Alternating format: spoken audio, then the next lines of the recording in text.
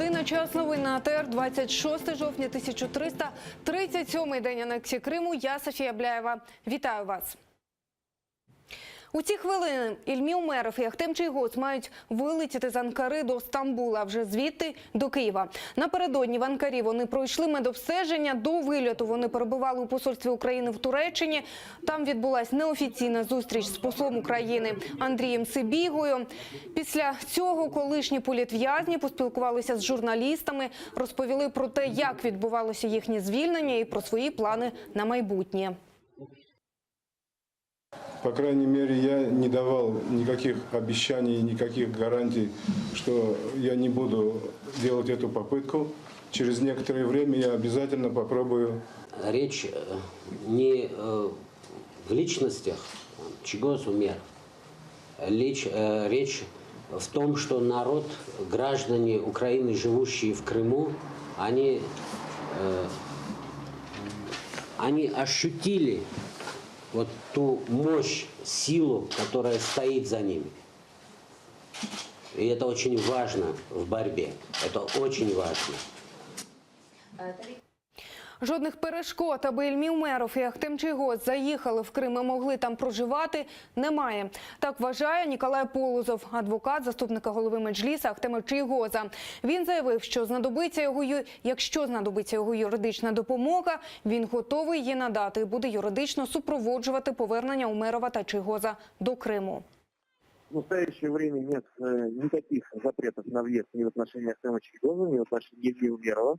Что касается фактической стороны, конечно, опасность, что такой запрет может быть вынесен, она потенциально есть, но на текущий момент такого запрета нет. Поэтому если они изъявляют желание приехать в Крым, то никто им препятствовать не вправе. Проживать, естественно. Если въехали, значит, могут и проживать. Это удивительно.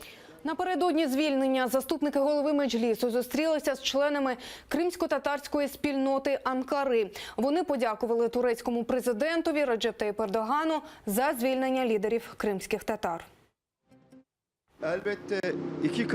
Звісно, звільнення двох кримських татар вселило нам нові надії. І в Криму, і в Туреччині народ щасливий з цього приводу. Однак, з іншого боку, це означає, що ще двоє наших героїв вигнані з Криму. Це свого роду депортація. Потрібно поглянути на це іще й з цього боку.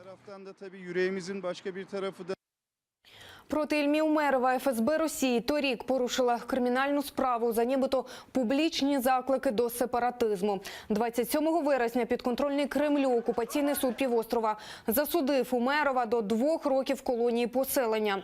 11 вересня Ахтема Чийгоза засудили до 8 років колонії суворого режиму. Окупаційна влада півострова закидає йому організацію масових заворушень під парламентом Кримом у лютому 2014-го. За ґратами Ахтем Чийгоз провів майже 3 роки. Зі звільненням Ільмі Умерова та Ахтема Чийгоза вчора напередодні привітав президент України Петро Порошенко. Він зазначив, що над цим довго працював спільно з турецьким колегою Реджеп Таїп Ердоганом. Дорогий пане Ахтеме, я дуже радий вас чути. І я щасливий разом з усім українським народом, що ми маємо можливість нарешті вітати вас з звільненням. Бо остаточне свято у нас буде тоді, коли ми звільнимо Крим.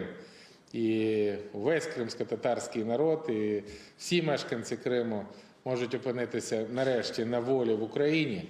Я вам честно скажу, я всех президентов пережил, да? Но я первый раз, находясь в тюрьме, я в лицо им говорил, что мой президент Порошенко. Я не знал, что меня освободят. Я говорил, минимум мне 8 придется отсидеть.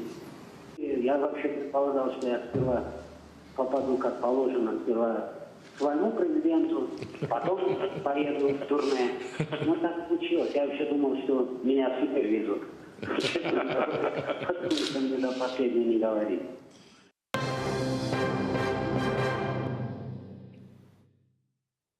оприлюднені перші кадри з моменту вибуху, що стався напередодні близько опівночі у Києві. На відео видно, як вибухає мопед, припаркований біля офісу каналу «Еспресо». Унаслідок теракту, так його ідентифікували правоохоронці, 2 загиблих і 3 дістали поранень.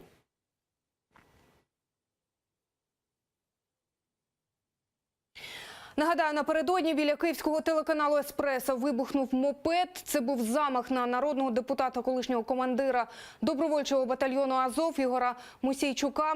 Вибуховий пристрій дистанційно підірвали поблизу депутатського авто. Охоронець політика, боєць одного зі спецполків МВС Руслан Кушнір загинув на місці. Випадковою другою жертвою вчорашнього теракту став також 36-річний Михайло Мормиль. Від отриманих поранень він помер у шпиталі. Сам Мосійчук з осколковими пораненнями у шпиталі. Там наразі працює наша знімальна група. Вікторія Блязова наживо з нами. Вікторія, тобі слово. Що відомо про стан постраждалих? Зараз ми знаходимося під клінікою. Нас попросили покинути її. У цій клініці знаходиться депутат Ігор Мосійчук. Сьогодні вночі йому зробили операцію. Зараз же він знаходиться в реанімації. Провідати члена Радикальної партії прийшов Олег Ляшко. Він розповів, які версії у нього є, чому стався цей злочин. Пропоную послухати. Очевидно, що це замах на Мосійчука. І не тільки на Мосійчука. Це замах на нашу команду, це замах за нашу політичну позицію. Хто це зробив – завдання правоохоронних органів. Це можуть бути ворожі спецслужби. Мосійчук і наша команда становить для них загрозу. Це можуть бути наші політичні опоненти, які намагаються нас зупинити.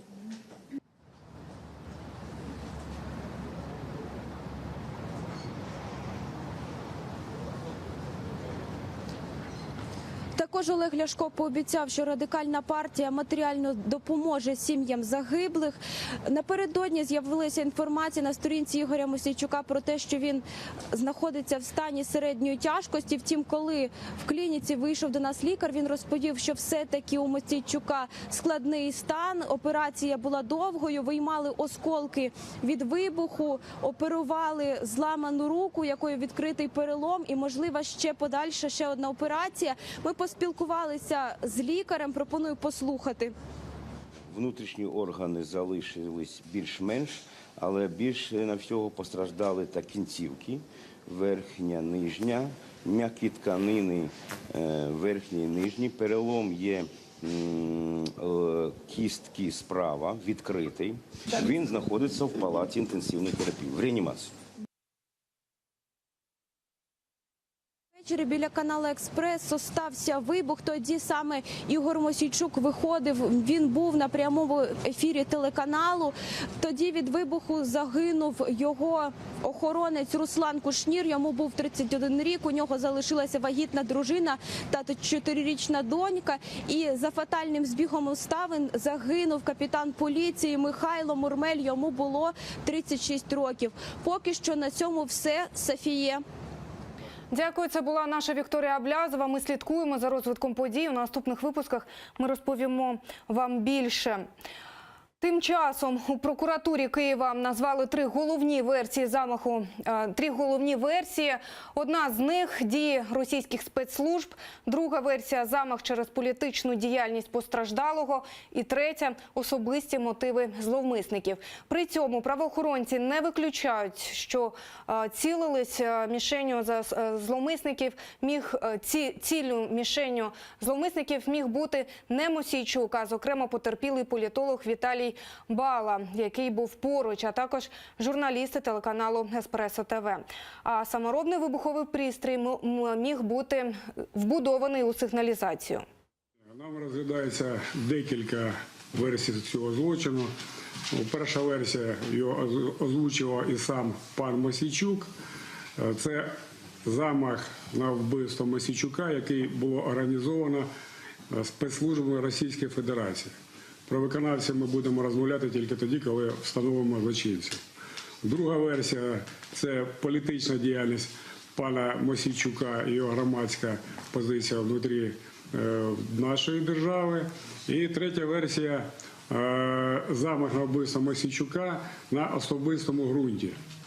Пріоритет є Мосійчук. Разом з тим ми не відкидаємо на цей час будь-яких інших можливих мотивів вчинення цього злочину відносно інших осіб, які були разом з ним, або журналістів. Наразі це всі новини. Аби знати більше, дивіться наступний випуск «Заман» о 16-й. Далі на АТР інформаційна програма «Бугунь». Залишайтеся з нами.